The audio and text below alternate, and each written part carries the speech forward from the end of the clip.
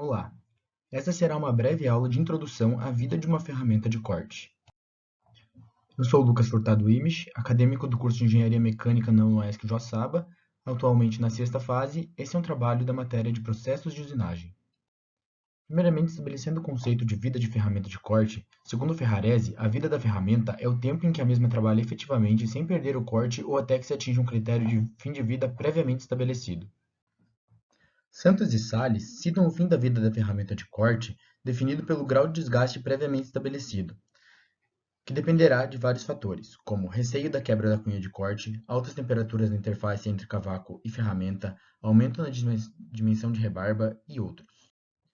Segundo a norma ISO 3685 de 1993, a vida da ferramenta de corte pode ser expressa de diversas maneiras, como o número de peças produzidas, o percurso de avanço, o percurso efetivo de corte, velocidade de corte para determinado tempo de vida, entre outros. Sendo assim, através do controle de diversos fatores numa operação de usinagem, podemos saber quando a ferramenta deve ser substituída e estabelecer um limite econômico de uma ferramenta, utilizando-a no máximo e prolongando sua vida. Portanto, na prática, as avarias e falhas catastróficas costumam ocorrer em processos de corte interrompido, como fresamento, devido a choques térmicos. Por consequência, já nos processos de corte contínuo, como o torneamento, sua ocorrência é mais rara, exceto nas condições de corte que excedam as recomendações. Para o melhor entendimento desse fenômeno, serão apresentados os principais tipos de desgastes e suas respectivas áreas de incidência, seus mecanismos causadores e as avarias sofridas pela ferramenta de corte. Na figura 1, representa o desgaste de flanco. Na figura 2, o desgaste de cratera. A 3 representa o desgaste de entalhe. O item 4 apresenta uma deformação plástica. A 5 representa o desgaste por lascamento. E na última figura, representa novamente um desgaste de flanco. Através da figura a seguir, podemos definir pelo menos três formas de desgaste: na área A, de cratera, na área B, de flanco, e na área C e D, de entalhe. A cada área de desgaste de uma ferramenta é condicionado a um desgaste específico, como na superfície de saída, onde se origina o desgaste de cratera. Esse desgaste está associado a altas temperaturas, geradas entre o cavaco e a ferramenta, ocorrendo devido à combinação de mecanismos de desgaste denominados como difusão e adesão. Portanto, a profundidade e largura da cratera formados estão relacionados à velocidade de avanço empregada durante o processo de corte. Assim, ocorrendo o aumento da cratera, gera-se a quebra da peça. O desgaste de flanco ocorre nas superfícies de folga, atingindo tanto a aresta principal de corte como a secundária, ou ambas.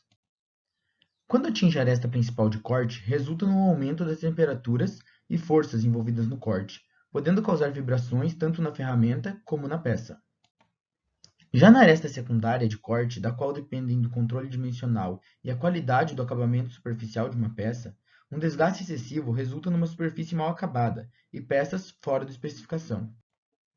Este tipo de desgaste em condições normais de usinagem é o tipo que apresenta maior risco de danos à peça, onde é exigido mais potência de corte, motivo pelo qual costuma ser o mais usado na determinação de critérios de fim de vida de uma ferramenta. O desgaste de entalhe ocorre principalmente em usinagem de materiais resistentes a altas temperaturas e com alto grau de encruamento. Esses materiais são como níquel, titânio, cobalto e aço inoxidável.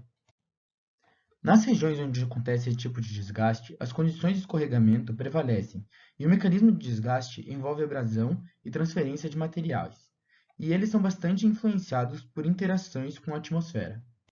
Os mecanismos de desgaste de uma ferramenta de corte é todo fenômeno distinto capaz de provocar ou causar um desgaste em uma ferramenta de corte.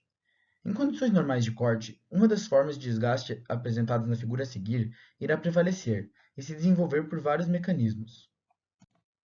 Apesar da literatura apresentar vários tipos de mecanismos diferentes, a maioria dos trabalhos consiste em pelo menos esses 6 mecanismos diferentes. Apesar de geralmente trabalharem juntos, um dos 6 sempre vai prevalecer. A deformação plástica superficial por cisalhamento a altas temperaturas não é propriamente um mecanismo, mas mais um processo de desgaste que ocorre provavelmente na usinagem de metais com alto ponto de fusão em ferramentas de aço rápido. As tensões de cisalhamento na interface entre o cavaco e ferramenta são suficientes para causar deformação plástica superficial. Devido às altas temperaturas, a resistência a escoamento do material da ferramenta é reduzido, e como consequência, o material é arrancado da superfície da ferramenta, formando-se assim uma cratera. A deformação plástica da aresta de corte sobre altas tensões de compressão, segundo Santos e Salles, este também é mais um processo que um mecanismo de desgaste, que ocorre na usinagem dos materiais de alta dureza. A combinação de altas tensões de compressão com altas temperaturas na superfície de saída pode provocar deformação plástica da aresta de corte das ferramentas de aço rápido e material duro. Geralmente ocorre a altas velocidades de corte e de avanço e leva a uma falha catastrófica.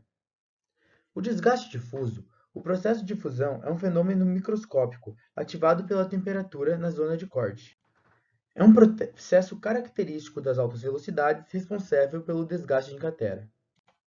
O desgaste por aderência e arrastamento é causado pela aderência que ocorre na zona onde há soldagem entre o cavaco e a superfície de saída da ferramenta, chamada de aderência, e está associado à ocorrência da aresta postiça de corte, APC. No desgaste abrasivo, envolve perda de material por vários efeitos, principalmente pela elevada dureza relativa dos materiais. A usinagem a seco tem despertado a atenção de pesquisadores e técnicos que trabalham no âmbito de remoção de material. Ela apresenta vantagens econômicas e ecológicas. Analisando tecnicamente o corte a seco, ele só é viável quando o tempo de usinagem, o tempo de vida da ferramenta e a qualidade superficial da peça forem pelo menos semelhantes às conseguidas com usinagem usando fluidos de corte. Usinagens com ferramentas cerâmicas devem normalmente ser feitas a seco, pois o fluido pode promover choques térmicos com eventual fraturação das ferramentas. Como não existe fluido de corte, existe maior atrito entre a ferramenta e a peça e entre o cavaco e a ferramenta, como também maior dificuldade na expulsão dos cavacos. A ferramenta é submetida a uma maior carga térmica, o que pode resultar em níveis mais altos de desgaste por adesão, abrasão, difusão e oxidação, portanto, a redução de sua vida útil. Quando o fluido é implementado na usinagem, sua função é reduzir o atrito minimizando dessa forma a taxa de calor gerado, mantendo a ferramenta dentro de uma faixa de temperatura que não prejudique o seu desempenho. Esta foi uma apresentação básica sobre vida e desgaste de uma ferramenta de corte. Muito obrigado pela atenção.